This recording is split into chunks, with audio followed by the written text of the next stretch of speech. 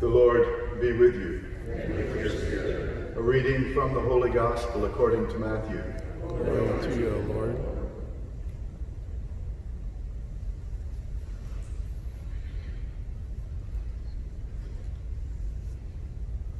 Jesus told his disciples this parable. The kingdom of heaven will be like 10 virgins who took their lamps and went out to meet the bridegroom. 5 of them were foolish and 5 were wise. The foolish ones, when taking their lamps, brought no oil with them, but the wise brought flasks of oil with their lamps. Since the bridegroom was long delayed, they were all drowsy and fell asleep. At midnight there was a cry, "Behold, the bridegroom, come out to meet him." Then all those virgins got up and trimmed their lamps. The foolish ones said to the wise, "Give us some of your oil, for our lamps are going out." But the wise ones replied, "No, for there may not be enough for us and for you. Go instead to the merchants and buy some for yourselves." While they went off to buy it, the bridegroom came, and those who were ready went into the wedding feast with him. Then the door was locked. Afterwards, the other virgins came and said, "Lord, Lord, open the door for us." And he said in reply, "Amen, I say to you, I do not know you.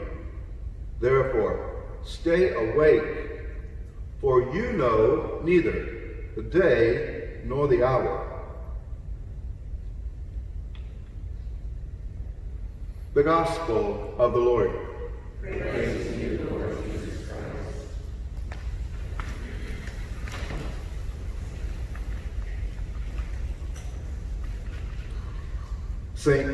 King David says today in the Psalm, King David, of course, as you know, is credited with writing about half of the 150 Psalms that are found in the wisdom literature. And King David says, "The earth is full of the goodness of the Lord." And so the earth is full of the goodness of the Lord everywhere. As we celebrate this Mass for Dr. Bert Kinsey, I'm reminded of how much goodness happens in a hospital. I was in the hospital for 9 days, and I never left the room. And it was a little room. And the people who brought goodness to me were doctors and nurses. They were Jesus who came into my room every day. And so I just want to thank the dear Lord for, I didn't know Dr. Kinsey well, I know his children. And I thank the Lord for people who every day take care of our bodies to make sure that we keep going. I've been getting checkups, as you can imagine, and I've gotten all pretty good reports. But as one of my good friends said, it could have gone either way. So we have people like angels who are looking over us and after us and taking care of us. One of the other priests was in that room for 2 days, like mine. And he said some of the funniest things about sticking in that room for 2 days. And I was in there for 9 days. But every time one of those people came with their masks and their shields on, it was like Jesus walking in that room. You can find God's goodness everywhere if you just open up your eyes. Everywhere there's goodness. Stop watching the dadgum news. You're watching too much of it. Look close to you. Look close around you. Recognize the goodness of God right near you. Enjoy the little things this beautiful day, whether it's sunny or rainy. Enjoy small things. Don't look at the big picture. If you look at the big picture in some other states and they're having troubles here and there, you'll miss the goodness of God. Look at the little acts of kindness you're shown.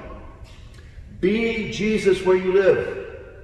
There was one physician who would walk into my room in particular every day. He came to see me 9 straight days. He was Jesus walking in that room every day. And I mean literally. Don't overlook the goodness of the Lord where you're living. And then thank Him for it. Do you know a person who has a thankful heart is happy and joyful? And if we concentrate on the negative, stop watching the news too much. It's like a soap opera. You can visit it every month and the same darn things happen. You're watching too much news. You know what you're missing? Right where you're living, the goodness of the Lord. Do you understand me? There's goodness everywhere because the Lord's made it. All we have to do is open up our eyes and say with King David, the earth is full of the goodness of the Lord. Amen.